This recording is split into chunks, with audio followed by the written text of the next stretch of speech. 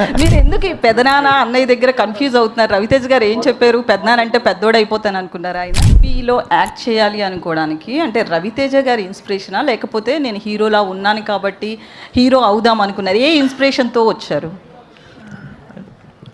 Inspiration hero అవుదామని అంటే ఒక మంచి సినిమాలు చేద్దామని వచ్చాను. ఇంకా ఆబ్వియస్గా అంటే మా అన్నయ్య ఫస్ట్ ఇన్స్పిరేషను. మీరు ఎందుకు ఈ పెదనాన్న అన్నయ్య దగ్గర కన్ఫ్యూజ్ అవుతున్నారు? రవితేజ్ గారు ఏం చెప్పారు? పెదనాన్న అంటే పెద్దోడు అయిపోతాను అనుకున్నారు. ఆయన అంటే మాకు ఆ వైబ్ ఎప్పుడు ఇవ్వలేదు.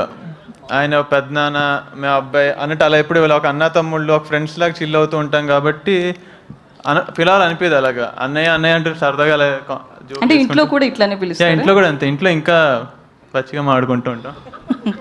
సో అంటే ఇందాక స్టేజ్ మీద చాలాసార్లు అందరూ మీ బ్యాక్గ్రౌండ్ రవితేజ్ గారి ఫ్యామిలీ ఉంది కాబట్టి అందరూ రవితేజ అని చెప్తుంటే ఆ పేరు ఎందుకు తీస్తున్నారు అన్నట్లుగా మీ ఎక్స్ప్రెషన్స్ ఉన్నాయి.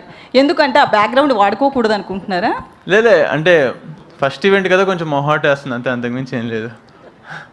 ఓకే, అంటే మూవీస్లోకి రావాలి అని అనుకుంటున్నప్పుడు అలాగే ఫ్యామిలీలో చెప్తారు కదా, ఎవరికి చెప్పకపోయినా కన్ఫామ్గా రవితేజ్ గారికి చెప్తారు. ఆయన ఏమన్నారు అంటే నా బ్యాక్గ్రౌండ్ కావచ్చు ఇదంతా వాడకు అన్నారా, ఇండివిజువల్గా వెళ్ళమన్నారా, ఎట్లా చెప్పారు? అలా అనలే, ట్రై చేయి, నీకు నచ్చింది, నీకు ఇష్టం, నీకు ఇంట్రెస్ట్, నీ ట్రై చేయి, వర్క్ అయితే వర్క్ అవుతుంది. అలే నేనైతే నా ఇంట్రెస్ట్ ఇదే, ఇంతకుమించి ఇంకేం తెలియదు. సో నేను ట్రై చేసుకుంటున్నాను.